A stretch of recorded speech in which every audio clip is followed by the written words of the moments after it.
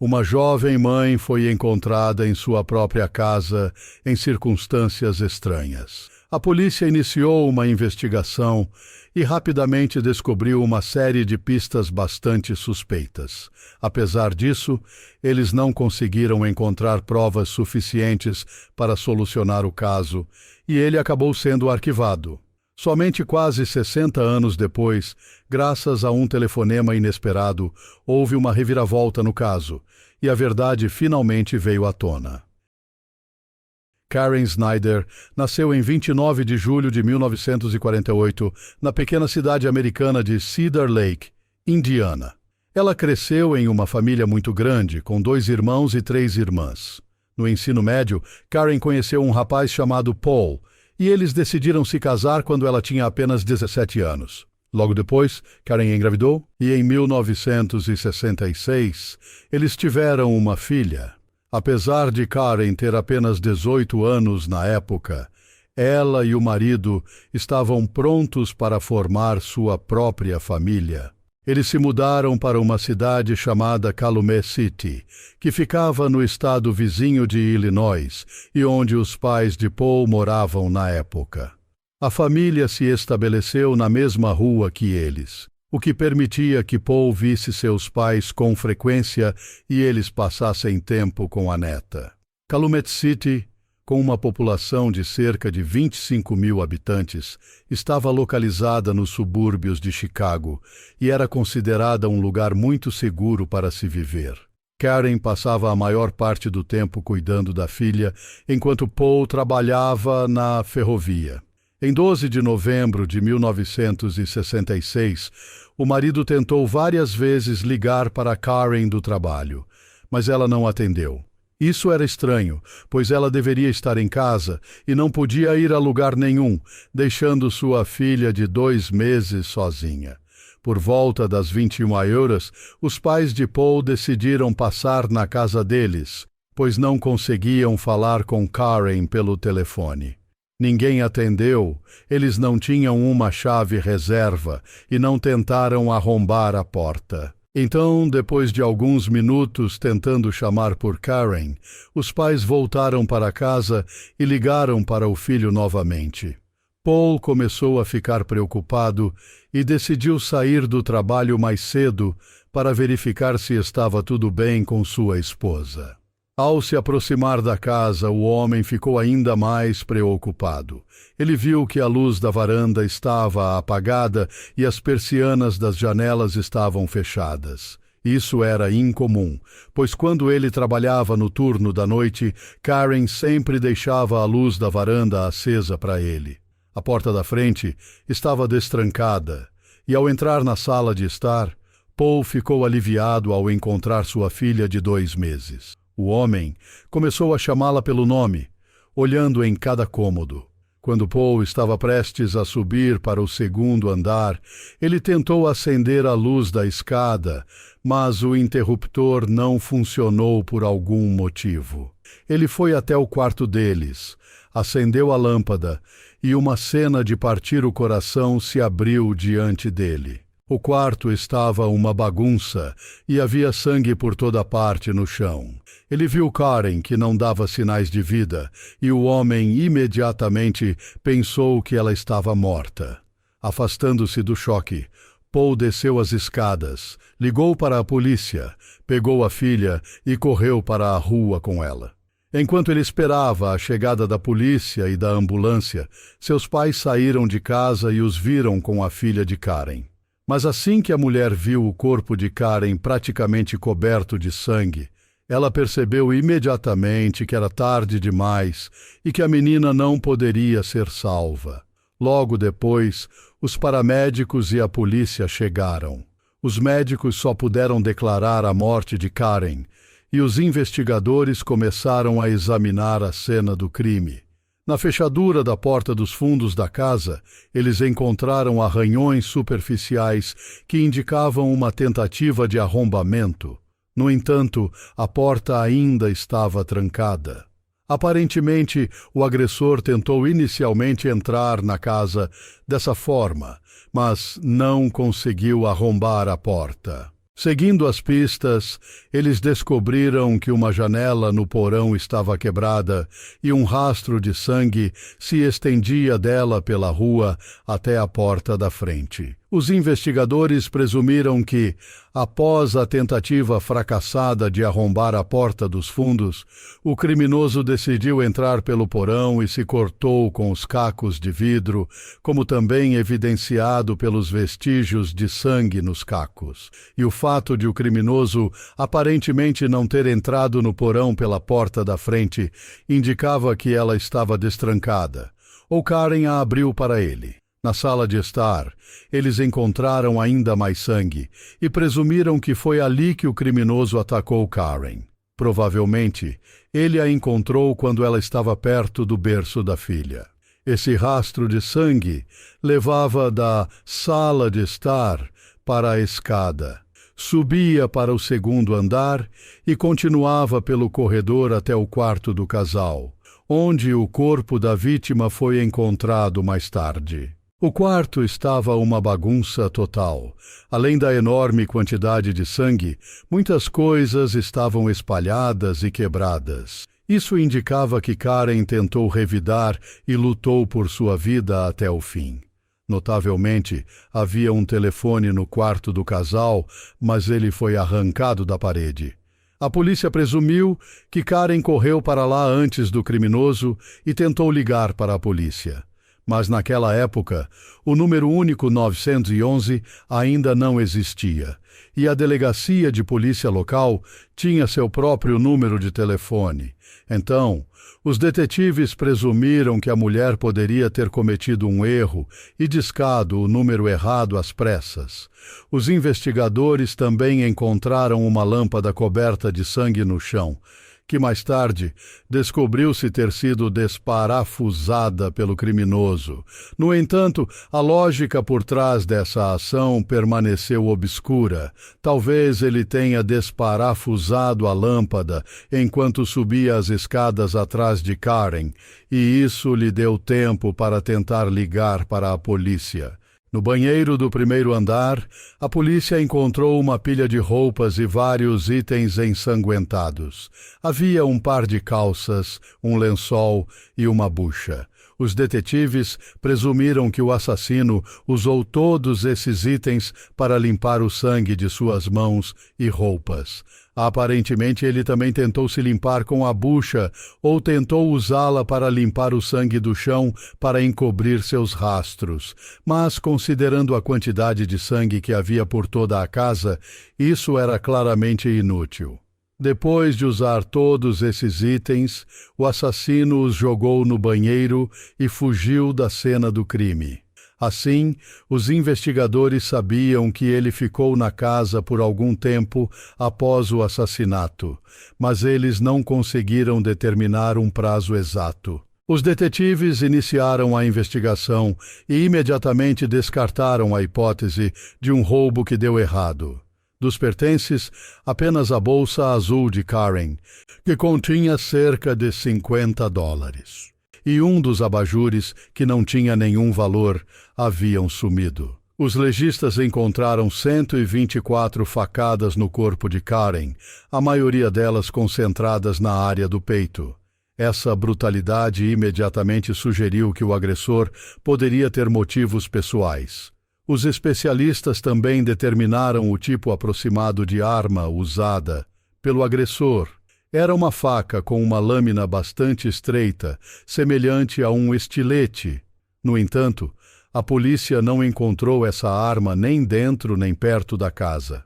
Karen estava totalmente vestida, e os especialistas não conseguiram encontrar nenhum sinal de agressão sexual. No entanto, os investigadores não descartaram a possibilidade de o criminoso ter esse motivo, mas por algum motivo não conseguiu realizá-lo. Os médicos também determinaram o horário aproximado da morte de Karen, entre 16 horas e 18 horas. considerando que o marido encontrou seu corpo por volta das 23 horas. O criminoso deve ter saído da casa algumas horas antes. Os detetives iniciaram a investigação e primeiro conversaram com parentes e conhecidos da vítima. Segundo a mãe de Paul, Karen mencionou que estava com medo de morar naquela casa e queria voltar para Indiana, para perto de seus pais. Os investigadores não conseguiram descobrir mais detalhes sobre o motivo desse medo. Os vizinhos de Karen também compartilharam uma observação interessante. Eles disseram que seu cachorro, que normalmente latia ao menor ruído, não latiu naquela noite. Nenhuma outra pista foi encontrada, e a polícia se concentrou, como costuma acontecer em crimes desse tipo, no cônjuge como o primeiro suspeito a ser considerado em um assassinato. Depois de analisar todas as evidências coletadas na casa, os detetives concluíram que a tentativa de arrombamento da porta dos fundos e a janela quebrada no porão poderiam ser apenas uma encenação de um arrombamento. Muito provavelmente, o assassino conhecia bem Karen, mas queria fazer parecer que algum criminoso aleatório havia invadido a casa. Assim, ou Karen abriu a porta para ele ou ele tinha uma chave. Os investigadores começaram a interrogar Paul, enquanto tentavam determinar se ele teria tido a oportunidade de cometer esse crime. A polícia admitiu que ele poderia ter matado a esposa antes de ir trabalhar, pois naquele dia o homem tinha turno da noite e saiu de casa após o almoço. Eles também verificaram se ele estava no trabalho durante todo o turno ou se havia saído para algum lugar. Paul negou qualquer envolvimento no assassinato, mas a polícia continuou a considerá-lo o principal suspeito. Como não tinham praticamente nenhuma evidência, eles tentaram obter uma confissão dele e o chamaram repetidamente para interrogatório, mas o homem continuou a insistir em sua inocência. O funeral de Karen ocorreu 6 dias após o assassinato. Além de parentes e amigos da vítima, os detetives também compareceram e logo notaram algo incomum em um dos presentes que estavam carregando o caixão com os parentes de Karen. O homem tinha um corte na testa e um curativo.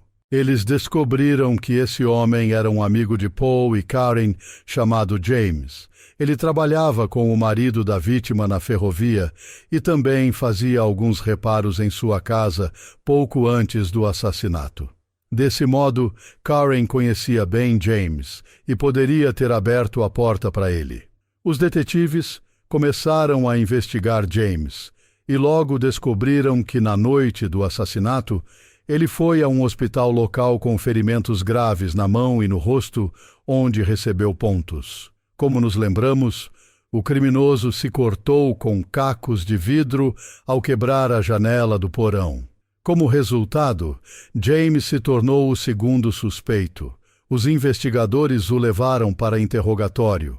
O homem afirmou que não tinha nada a ver com o assassinato. James explicou os seus ferimentos, dizendo que naquela noite ele estava voltando para casa de um bar depois de beber uma quantidade impressionante de álcool. No escuro, ele tropeçou em uma pedra, caiu e se machucou na testa. Sua esposa confirmou que naquela noite ele chegou em casa bêbado, com a mão enfaixada e um corte na testa. Ela acrescentou que ele estava se comportando de forma bastante estranha e tremendo muito. No entanto, ela observou que James era alcoólatra e se embebedava regularmente a esse ponto, então isso não era incomum. Depois de entrevistar clientes de vários bares na área onde Karen morava, a polícia encontrou testemunhas que viram James lá naquele dia. No entanto, eles não conseguiram determinar o período exato em que ele esteve lá. Logo, os especialistas concluíram a análise das evidências da casa de Karen, e aqui os policiais tiveram uma surpresa interessante. Como eles suspeitavam, havia 2 tipos diferentes de sangue na casa. Um deles correspondia ao tipo sanguíneo de Karen, mas o segundo pertencia a um grupo diferente, o mesmo de James. Apesar de a correspondência do tipo sanguíneo não ser uma prova de sua culpa, os detetives esperavam que ele confessasse. Eles também inocentaram o marido de Karen, pois nenhuma das amostras de sangue correspondia ao seu tipo sanguíneo. James continuou a negar sua culpa, insistindo que seus ferimentos foram realmente sofridos durante a queda. A polícia esperava que os especialistas forenses pudessem encontrar alguma evidência adicional, mas eles ficaram desapontados. As impressões digitais coletadas na cena do crime estavam manchadas e não era possível, na época, analisar o DNA do sangue do criminoso. Assim, eles tiveram que libertar James e continuar procurando novas pistas. Desde então, eles investigaram vários outros suspeitos e entrevistaram dezenas de pessoas, mas o caso permaneceu sem solução por muitos anos. O assassinato de Karen mudou para sempre sua pequena cidade, antes considerada segura. Todos os seus habitantes se lembravam desse crime brutal. O nome do assassino nunca foi divulgado pela polícia naqueles anos. Apenas parentes e amigos próximos de Karen sabiam. Em conversas posteriores com repórteres, eles disseram que realmente acreditavam que James era o culpado, mas sem nenhuma evidência séria, era simplesmente impossível provar seu envolvimento. O pai de Karen morreu em 1973, 7 anos após o incidente, e sua mãe em 1977. Ambos morreram sem saber quem matou sua filha. Paul se casou novamente e sua segunda esposa o ajudou a criar Paula, efetivamente substituindo sua mãe biológica, de quem a menina nem teve a oportunidade de se lembrar. Seus parentes decidiram não contar à menina exatamente como sua mãe morreu, tentando protegê-la desses detalhes horríveis. Mais tarde, a filha contou que, quando começou a frequentar a escola, outras crianças riam dela porque sua mãe estava morta. Alguns anos depois, os parentes contaram a ela o que realmente aconteceu com Karen, percebendo que ela poderia ouvir isso de outras pessoas a qualquer momento ou se deparar com reportagens ou artigos que continuavam a ser publicados periodicamente. Em 1989, aos 45 anos, Paul morreu de problemas de saúde, também sem saber a verdade. Ao longo dos anos, não houve progresso no caso. Sua filha às vezes dava entrevistas a jornalistas e dizia que não perdia as esperanças de levar o culpado à justiça e contatava regularmente a delegacia de polícia local, perguntando se havia algum novo desenvolvimento no caso. Mas, repetidamente, eles respondiam que não tinham nenhuma nova pista, e nas décadas seguintes, o caso permaneceu arquivado até 2022, quando um dia a polícia recebeu um telefonema. Um homem de 60 anos ligou para a delegacia de polícia responsável pelo caso Karen e perguntou se havia algum desenvolvimento. O homem explicou que conhecia esse crime a vida toda, pois sua avó costumava falar sobre ele. Descobriu-se que eles eram parentes distantes da família de Karen. O homem perguntou se a polícia estava perto de solucionar esse mistério. Ele disse que estava sentado no trabalho lendo recortes de jornais sobre o caso. Em algum momento o homem pensou: sério que não existe nenhuma tecnologia moderna que possa ajudar a solucionar isso? E depois disso, ele decidiu entrar em contato com a polícia. Para sua própria surpresa, após o telefonema do homem, a delegacia de polícia decidiu reabrir a investigação. Obviamente, naquela época, não havia mais ninguém lá que estivesse inicialmente envolvido na investigação. E a nova equipe começou a estudar todos os materiais disponíveis praticamente do zero. Eles descobriram que todas as evidências disponíveis não apenas ainda estavam no depósito, mas também bem preservadas nos últimos 56 anos. Eram principalmente as roupas de Karen e alguns itens de sua casa. As amostras de sangue do criminoso coletadas do chão, é claro, não foram preservadas. Os detetives começaram a examinar cada item usando ferramentas modernas, enquanto a polícia, enquanto isso, entrevistava todos que estavam relacionados ao caso e ainda estavam vivos naquela época. 16 meses após a reabertura da investigação, os detetives receberam um telefonema inesperado do laboratório. Os especialistas encontraram algumas gotas de sangue no vestido e extraíram um perfil de DNA delas.